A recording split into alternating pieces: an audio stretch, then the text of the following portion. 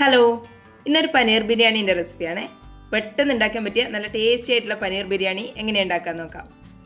അതിന് വേണ്ടിയിട്ട് ആദ്യം ഒരു പാത്രത്തിലേക്ക് 1/2 ടീസ്പൂൺ മഞ്ഞൾപ്പൊടി ഇട്ട് കൊടുക്കുക. 2 ടീസ്പൂൺ മുളക് പൊടി, കാശ്മീരി മുളക് പൊടിയാണ് എടുക്കുന്നത്, അതിട്ട് കൊടുക്കുക. ഇനി അതിൻ്റെ അകത്തേക്ക് 1 ടീസ്പൂൺ ഗരം മസാല കൂടി ഇട്ട് കൊടുക്കുക. പിന്നെ ഒരു 1/2 ടീസ്പൂൺ ഉപ്പും കൂടി ചേർത്ത് കൊടുക്കുക.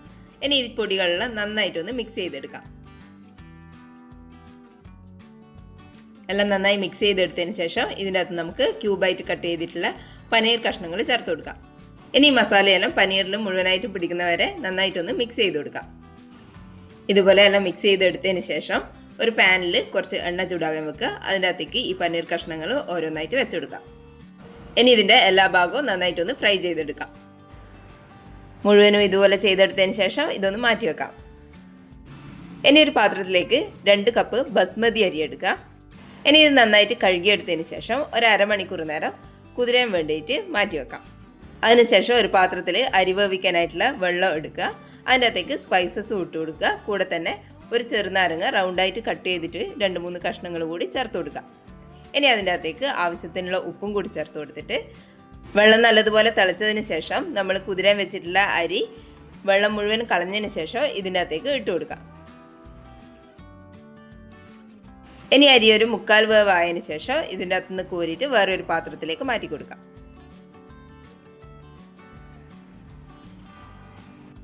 ഇനി ഒരു പാത്രത്തിലേക്ക് ഒരു 3 ടേബിൾ സ്പൂൺ ഓയിൽ ഒഴിച്ചു കൊടുക്കുക. അതിൻ്റെ അകത്തേക്ക് ഒരു മീഡിയം സൈസ് സവാള കനം കുറഞ്ഞ് അരിഞ്ഞിട്ട് ഇതിൻ്റെ അകത്തേക്ക് ചേർത്ത് കൊടുക്കുക.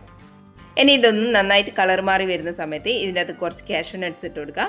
അതും കൂടി ഒന്ന് റോസ്റ്റ് ചെയ്തെടുത്തതിന് ശേഷം കുറച്ച് കറിവേപ്പിലയും കൂടി ചേർത്തിട്ട് ഒന്ന് വഴറ്റി കൊടുത്തതിന് ശേഷം ഇത് എണ്ണേൻ്റെ അകത്ത് നിന്ന് കോരി മാറ്റാം.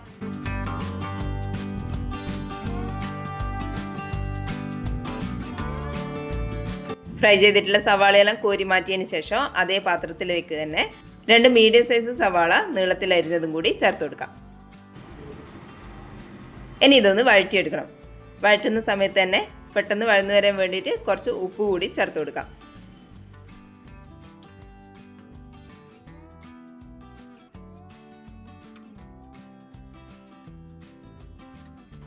സവാളയെല്ലാം ഒന്ന് വഴണ്ടി വന്ന സമയത്ത് ഇതിൻ്റെ അകത്തേക്ക് ഇഞ്ചിയും പച്ചമുളകും വെളുത്തുള്ളിയും കൂടി ചതച്ചത് ചേർത്ത് കൊടുക്കാം. ഇനി ഇതെല്ലാം കൂടി നന്നായിട്ട് വഴറ്റിയിട്ട് ഇഞ്ചിൻ്റെയും വെളുത്തുള്ളിൻ്റെയും എല്ലാം പച്ചച്ചൊവ്വയെല്ലാം മാറുന്ന വരെ ഒന്ന് വഴറ്റി കൊടുക്കുക. അതിനുശേഷം ഇതിൻ്റെ അകത്തേക്ക് 1/2 ടീസ്പൂൺ മഞ്ഞൾപ്പൊടിയും 1 ടീസ്പൂൺ കാശ്മീരി മുളക് പൊടിയും 1 ടീസ്പൂൺ ഗരം മസാലയും കൂടി ചേർത്ത് കൊടുക്കാം. ഇത്ര പൊടികൾ മാത്രമേ ഈ ബിരിയാണിക്ക് വേണ്ടിയിട്ട് ആകെ ചേർക്കുന്നുള്ളൂ. ഇതിനെ നന്നായിട്ടൊന്ന് വഴറ്റിയിട്ട് പൊടികളെ പച്ചക്കുത്തെല്ലാം മാറി വരണം. അതുവരെ നന്നായിട്ട് ഇതുപോലെ ഒന്ന് വഴറ്റി കൊടുക്കുക.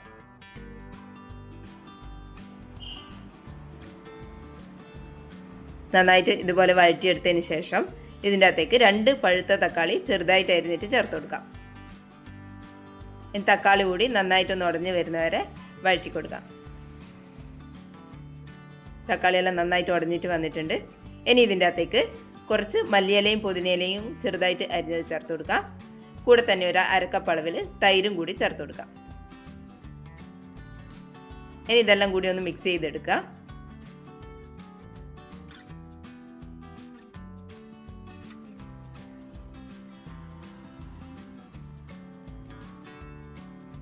ഇനി ഇതിൻ്റെ അകത്തേക്ക് നമ്മൾ ഫ്രൈ ചെയ്തിട്ട് മാറ്റി വെച്ചിട്ടുള്ള പനീർ കഷ്ണങ്ങൾ ചേർത്ത് കൊടുക്കാം.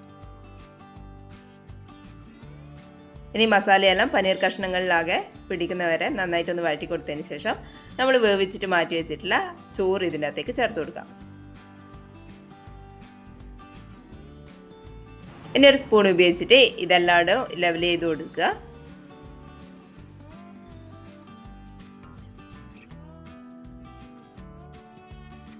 ഇനി ഇതിൻ്റെ മേലേക്ക് നമ്മൾ ഫ്രൈ ചെയ്ത് വെച്ചിട്ടുള്ള സവാളയും കാഷ്യൂ നട്ട്സ് എല്ലാം ചേർത്ത് കൊടുക്കാം.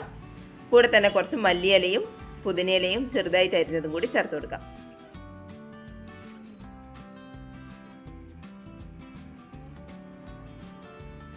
ഇനി ഇതിൻ്റെ മേലെ കുറച്ച് മഞ്ഞൾപ്പൊടി പാലിൽ മിക്സ് ചെയ്തിട്ട് ഒഴിച്ചു കൊടുക്കുക, ഒരു കളറിന് വേണ്ടിയിട്ട് മാത്രം.